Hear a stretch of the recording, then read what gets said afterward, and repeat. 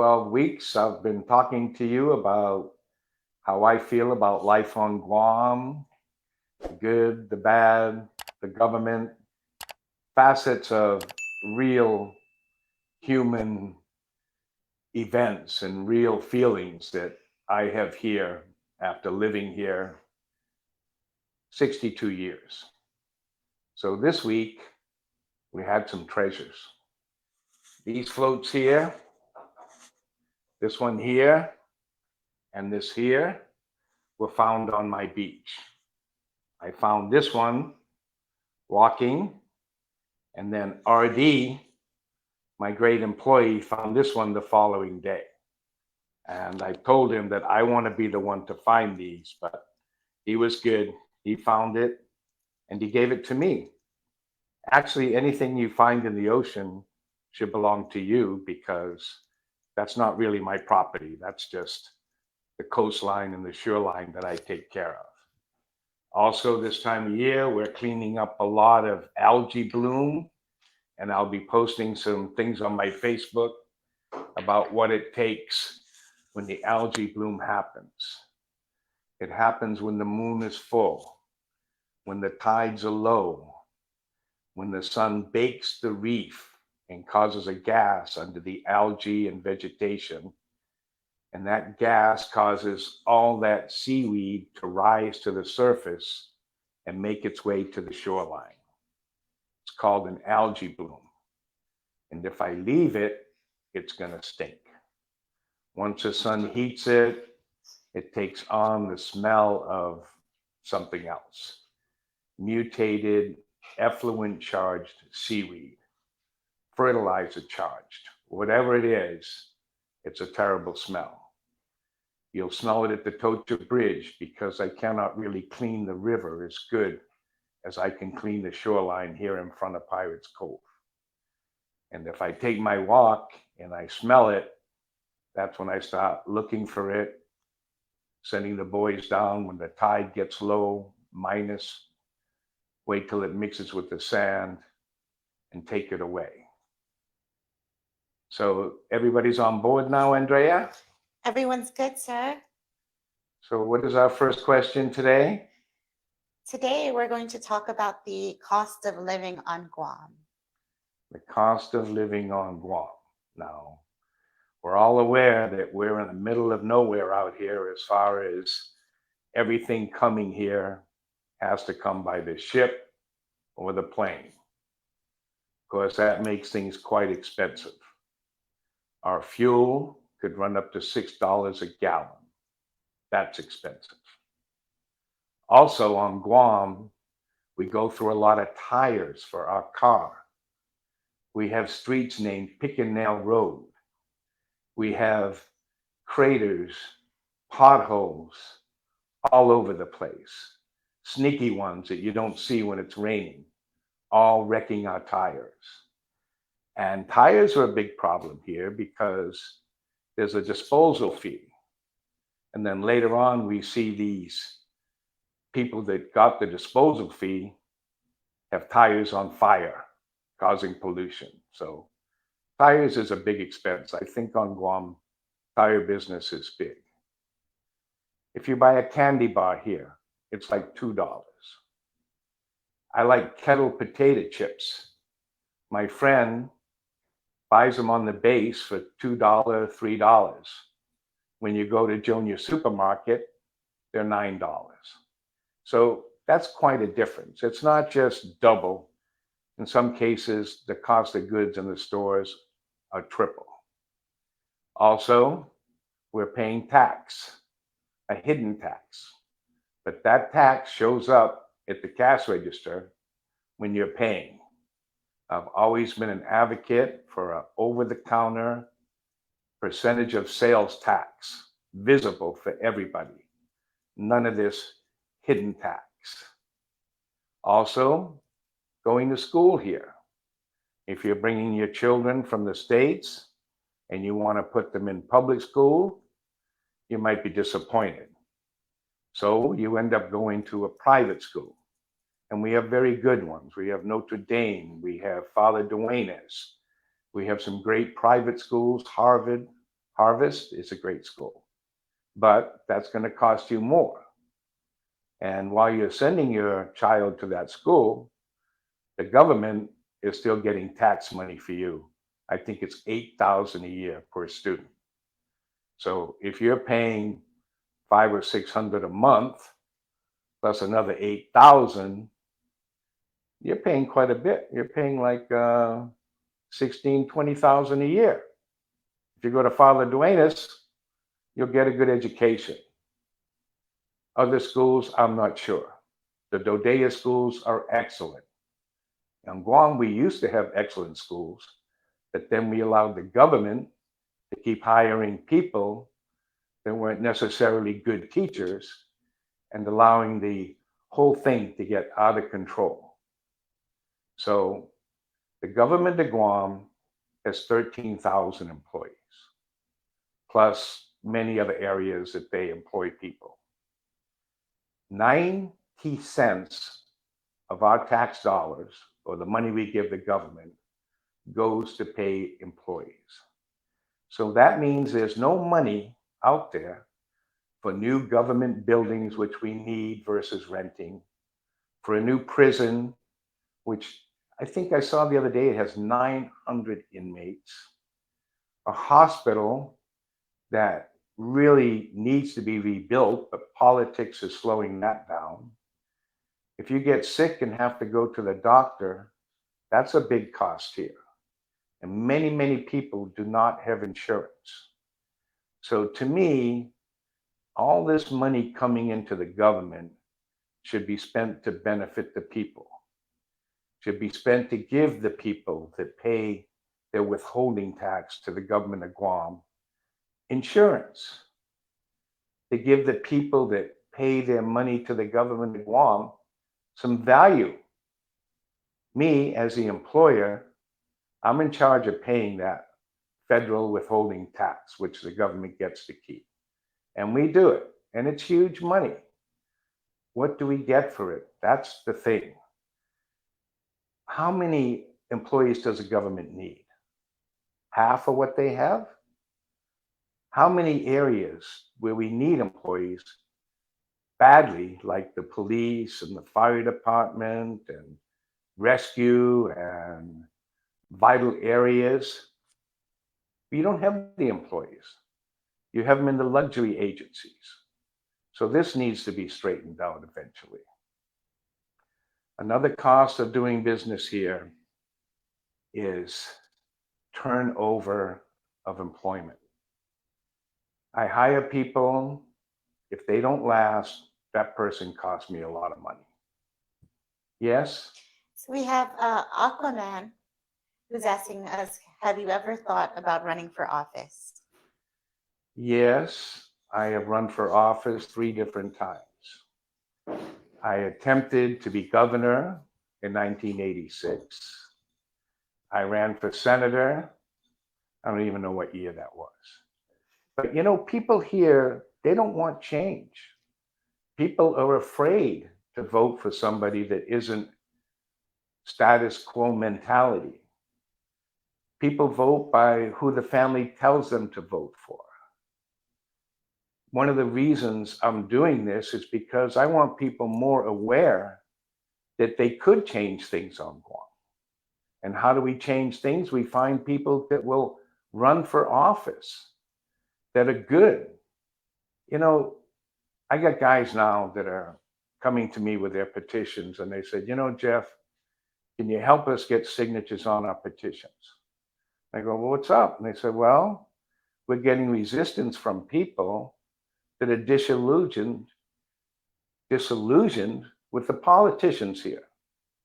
And I'm going, well, just look at what's happening. You've got the same people running this government and being reelected that haven't moved anybody forward but themselves and their gang. You got a waste of every agency that is crazy. I mean, efficient operation. How many people are doing the same job? How many people do you need to do the same job? It's like the government of Guam modeled itself after the military, where you have lots of money to keep practicing and practicing for war. Well, the government of Guam could better use that money into making people's lives better, more quality, fix the roads everywhere, put all these companies to work at the same time, work day and night, put in sidewalks, put infrastructure. Don't put the telephone poles in the middle of the sidewalk, put the power underground. All these things can be done, but it takes the will. People running for office, what are they telling you? Oh, I want to have a bill to have fireworks, or I want to change the name of things, or let's talk about making the taxpayer happier. Let's talk about making the government reduce that crazy business privilege tax like they promised to do years ago. Our government is fat with money. The feds gave over $1 billion to the government of Guam. And over the past 4 years, they keep doing money in here, which doesn't help the residents because the government uses all the money to perpetuate itself. We want better hospital. We want our prison to be better. I think, the prison, maybe we should move it off island, maybe to the Philippines. If we sent our prisoners that got a sentence of over a year to the Philippines, where we built a nice prison facility for all the people from Guam that wanted to go to prison, I think it would be good. We could send our guards over there too. I think the Philippines could use the money, and I think they would be happy. And I think a lot of the prisoners might even stay in the Philippines. They might like it there. They can get lost. They don't have to be bothered by their relatives every Sunday trying to bring them drugs. At one time, they wanted to put the prison up on Maud Island. I thought that was a good idea. But to facilitate it and to accommodate it would be tough. It would be easier to put it on Saipan or Tinian or Rhoda or Cocos Island. No, I don't think the birds would like that. But anyways, we need to think about how to cure our problems.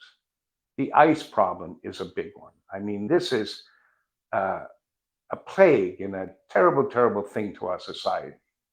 I see one of my people that I really liked recently getting caught up in ice, and not only one, many. And what happens? Who's taking care of them? Who's helping them? Who's rehabbing them? If you put them up in that prison, there isn't even room up there to brush your teeth, for crying out loud. What kind of rehab are they going to get there? It ain't working. And the whole thing about ice and cocaine, all these drugs, once people are taking it, they need to be figured out and changed. And it's very hard. So they need real professional help. Our government should be providing that for all our people that have problems, as drugs or whatever. Mental health here, I don't know how strong it is, but I would really like to see it very strong. Yes? Hi, sir. We have a comment from Curtis McNeil. He says, remember around 2008 to 2010, the time frame, there was an audit at a certain facility which discovered that there was like 5 times the number of employees required, with most of them non-show. That's typical. I mean, this government will let you get away with anything. All they want is your vote when it's time for election, so they can continue, and you can continue. I mean, it makes me confused just thinking about it, but it's boggling. Efficiency, that's what we need here. And these senators that are running, let's see them say, let's reduce the government of Guam. Let's privatize the power and the schools and the hospital and the prison and everything the government is not doing a good job at. For one thing, you can keep all those government employees that are worthwhile. And if you privatize it, They'll be paying tax into the system that they're promoting, that they're working with. So, sir, question about the cost of living. You brought up a lot of really good points um, regarding, all the things the government can do, right? And especially it's election season. We know that there's mismanagement of the budget for expenses, right? Right? The cost of groceries is triple the amount for the average person. And we have recidivism leaving our local residents with single parent homes. Yet the cost of a house or rent is 3 times a normal person's salary, right? Right? So, what can we do as maybe even just one simple solution to help bridge the gap for local residents? Well, simple solutions are not to be found. The government has to start looking at Guam as improving everybody's life here. I've said it before, we need to grow food. We need to have industries that feed our people and not depend on everybody else. We need an environment where the people that are good want to stay here and work for the government or work for the university or work for industries that are growing here because the smart people didn't leave. People leave because they're just disillusioned. They can't change anything. And the only way we can change anything is through the voting process. I mean, you can write somebody's name in anytime you want. Running for the election is a grueling, demeaning, crazy situation. The motorcades, what a pain in the butt. All these huge signs people put up. Does that make you vote for somebody because they put these big ass signs up there to block the view and also to get taken down after the typhoon comes or the small storms or the rebar stuck in the side of the road when public works or the mayor's mowing? It's all baloney. I mean, you're going to vote for somebody because you like their face. You need to have our society change. You need these candidates that are running for office have a media that they can say what they want to do and tell all the people what is good, what they think is good, and what they will actually do. So many promise and promise. When they get in there, I don't see anything happening. Yes? So, sir, we have J.S. Calvo who said, things are changing, but the problem is voter turnout. With the government of Guam employees being the biggest voting bloc, if the private sector did some programs to encourage voting, I imagine he was recommending that as a solution. I think that's a great idea. And I think that even the people in the government are fed up too. I mean, they have to raise their families here. And when they see all the inadequacies and unequal treatment of the government employees, they themselves probably would like to change. The thing is, who is your choice? You've got a Democratic candidate, we're talking about governor now, and a Republican candidate. Neither one of them is going to change things. You need independent candidates, people that are willing to change things. Right now, if everybody has all their eggs in one basket, they're not going to change it because if their candidate wins, they get the prize. And another thing is only having 2 candidates against each other, that doesn't seem right either, because the elections are so close, 50% of the people lose. I don't think that's a good result. I think that most of the people should win with a good candidate. I see Trump and I see Biden. Neither one of those guys I feel is good for the nation.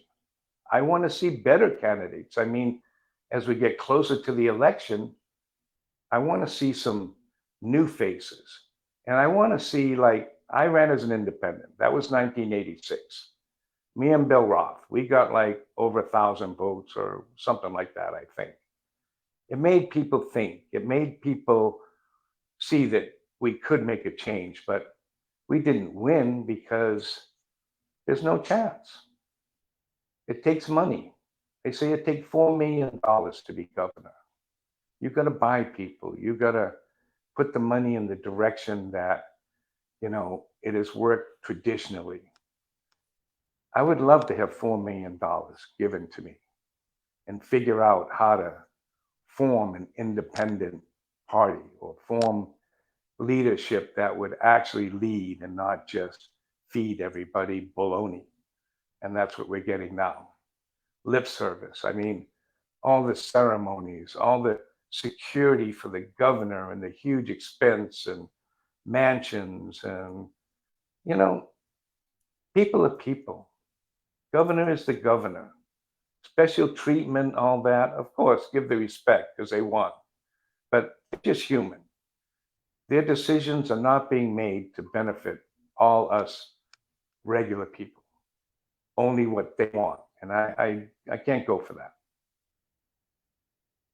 So, as I take it, you're not running for office, Jeff, this year? I'm running to the ocean every day. And like I said, I have always been available as a run-in candidate. Run in, write-in candidate. I'm getting as bad as Biden now. Anyway, so yes, I will run as a write-in because it doesn't cost me to spend all my money. And people know me. I mean, if you want to write me in, that's up to you. I'd be happy. I'd be happy to win. So we have Curtis who says, sir, it's more than just money. You have to be from the right pedigree or lineage. I know. Isn't that a shame?